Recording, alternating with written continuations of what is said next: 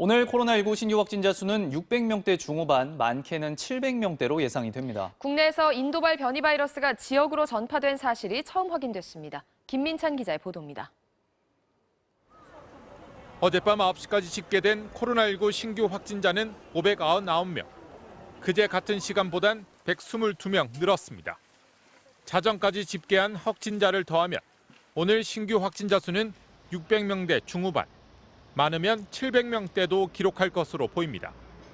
최근 일주일간 신규 확진자 수는 하루 평균 649명입니다.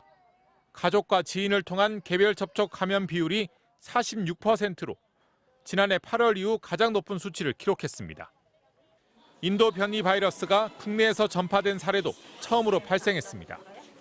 지난달 인천국제공항 검역소와 관련해 해외 입국자 등 15명이 코로나에 감염됐는데 이 중 검역소 직원과 동료 등 8명이 인도 변이 바이러스에 감염된 것으로 확인됐습니다. 해외 입국자를 관리하고 격리 치료를 하는 업무를 담당하는 업무 종사자들에게 있어서 감염됐고 소규모로 2차 전파가 있어서 방역당국은 검역소 직원이 어떤 경로로 인도 변이에 감염됐고 지역 사회로 얼마나 전파됐는지 역학 조사를 벌이고 있습니다. 인도뿐 아니라 영국과 남아공 변이 감염자도 계속 늘고 있습니다. 지난 일주일 동안 새롭게 확인된 변이 바이러스 감염자는 247명. 유전자 검사 결과 변이 바이러스가 확인되는 비율은 27%, 3명당 1명에 육박합니다. 이번 주에 26.8%인데 언제든지 변이 검출률이 높아질 수 있는 상황으로. 방역당국은 석가탄신일을 맞아 모임과 행사가 늘어나는 만큼 거리 두기를 지키고 비대면 종교 활동을 해달라고 당부했습니다. MBC 뉴스 김민찬입니다. 문재인 대통령이 바이든 대통령과의 첫 정상회담을 위해 오늘 오후 출국합니다. 우리 시간으로 22일 토요일 새벽 두 정상이 만날 예정인데 방미 일정과 주요 의제를 조국현 기자가 정리했습니다. 문재인 대통령이 바이든 대통령과의 첫 대면 정상회담을 위해 오늘 오후 출국합니다. 문재인 대통령은 조 바이든 미국 대통령의 초청으로 5월 19일부터 22일까지 워싱턴을 공식 실무 방문합니다. 현지 시간 20일 알링턴 국립묘지에서 무명용사 참배로 공식 방미 일정을 시작하는 문 대통령은 미 의회를 방문해 낸시 펠로시 하원 의장 등과도 간담회를 가질 계획입니다. 한미 정상회담은 우리 시간 22일 새벽에 개최될 예정입니다. 문 대통령과 바이든 대통령은 코로나19 대응과 백신 협력 방안, 한반도 비핵화 재가동을 위한 한미 공동 노력, 반도체, 배터리 협력 방안 등을 의제로 놓고 머리를 맞댈 예정입니다. 회담 직후 양국 정상은 공동 기자회견을 통해 회담 결과를 발표합니다. 방미 마지막 날엔 미국 최초의 흑인 추기경인 그레고리 워싱턴 DC 대주교를 예방한 뒤 애틀랜타에 있는 우리 기업의 배터리 생산 현장도 방문합니다. 문 대통령은 우리 시간 23일 저녁 3박 5일간의 방미 일정을 마치고 귀국합니다. MBC 뉴스 조국현입니다.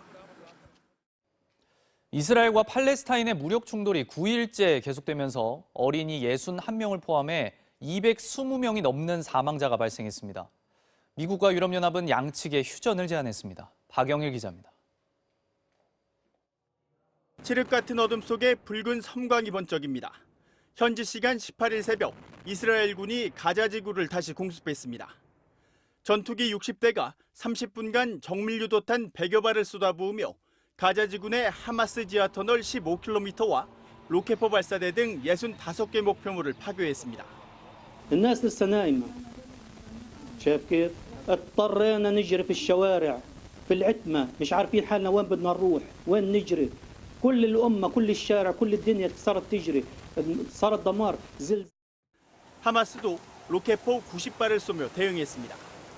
무력 충돌 9일째 어린이 61명을 포함해 팔레스타인에서 213명, 이스라엘에서 12명이 숨졌습니다. 가자 지구에선 5만 명의 피난민이 발생해 유엔 등 국제사회가 속속 지원에 나서고 있지만 마실 물과 음식, 제한적인 전기 공급에 고통받고 있습니다. 네타냐후 이스라엘 총리는 선제 공격을 한 팔레스타인 무장정파 하마스를 계속 공격하겠다는 뜻을 밝혀 중동의 긴장의 파고가 높아지고 있습니다. ודבר נוסף, אני בטוח שכל האויבים שלנו מסביב רואים איזה מחיר אנחנו גובים על התוקפנות נגדנו, ואני בטוח שגם הם יפיקו את הלקח. 국제사회의 중재 노력도 이어지고 있습니다. 조 바이든 미국 대통령은 네타냐후 이스라엘 총리와 통화하고 설득에 나섰습니다. President Biden spoke with Prime Minister Netanyahu yesterday and expressed our support for a ceasefire. 유럽연합도 긴급 화상회의를 열고 평화 프로세스 재개를 위한 길을 열어야 한다며 양측에 휴전을 제안했습니다. MBC 뉴스 박영일입니다. 육군의 한 부대가 코로나 예방을 위해 격리 중인 병사 수십 명을 부대 내 작업에 동원한 것으로 확인됐습니다. 국방부 방역 수칙을 위반한 겁니다. 정동훈 기자의 단독 보도입니다. 경기도 양주의 한 부대입니다. 얼마 전 부대 내 작전 도로를 새로 만들었습니다. 그리고 이 도로 주변 경사면에 장병들을 동원해 잔디를 심었습니다. 비가 많이 오거나 그러면 이제 물렁침이나 소사가 쓸어낼 수 있잖아요. 그거를 방지하기 위해서 전투 진지공사 때 해작업을 시작한 겁니다. 당시 부대 측은 휴가에서 복귀해 격리 중이던 병사들까지 작업에 전원 투입했던 것으로 확인됐습니다. 일주일간 매일 작업에 투입된 격리 병사는 40여 명. 휴가를 다녀온 장병들은 2주 격리하도록 하는 국방부 지침을 어긴 겁니다.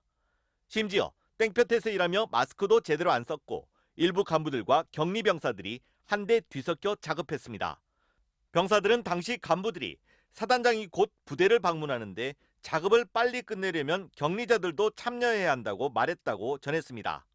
한 간부는 잔디 씨앗을 사다 놨는데 그걸 심으면 사단장이 올 때까지 안 자라기 때문에 이미 자란 잔디를 옮겨 심어야 한다는 말까지 했다고 합니다. 하지만 정작 사단장은 오지 않았습니다. 해당 부대는 격리자 동원은 육군 지침에 따른 것으로 문제가 없다는 입장입니다. 알고 보니 국방부 수칙과 별개로 육군만 병력이 부족하다는 이유로 격리자도 제한적으로 부대 지원 활동을 할 수 있다는 별도 지침을 만들었던 겁니다. 분리를 하는 목적 자체를 지금 어긋나 버리는 거잖아요. 지침들을 좀 기형적으로 적용시키는 거는 감염 예방을 목적대로 훼손하는 것이 아닌가 하는. 취재가 시작되자 군은 뒤늦게 진상조사에 착수했습니다. 최근 철원 육군부대에서 격리병사를 포함해 27명이 집단 감염되는 등 그동안 군에선 890여 명이 확진됐습니다. MBC 뉴스 정동훈입니다. 폴 라카메라 한미연합사령관 겸 주한 미군사령관 지명자가 한미 간 대규모 연합훈련에 대해 준비태세 구축뿐만 아니라 현장에서 협력해 신뢰를 쌓을 수 있다는 점에서 중요하다고 밝혔습니다. 라카메라 지명자는 인준 청문회에서 주한미군과 한국군이 대규모 연합 야전훈련을 시행한 지 2년이 넘은 상황에 인준되면 연합훈련의 재개를 지지할 것이냐는 질의에 이같이 말했습니다. 한미는 2018년 6월 북미 정상회담 이후 연합훈련 규모를 조정해서 시행해 왔는데 연대급 이상 대규모 훈련은 한미가 독자적으로 대대급 이하 훈련은 연합으로 연중 분산해 시행 중입니다.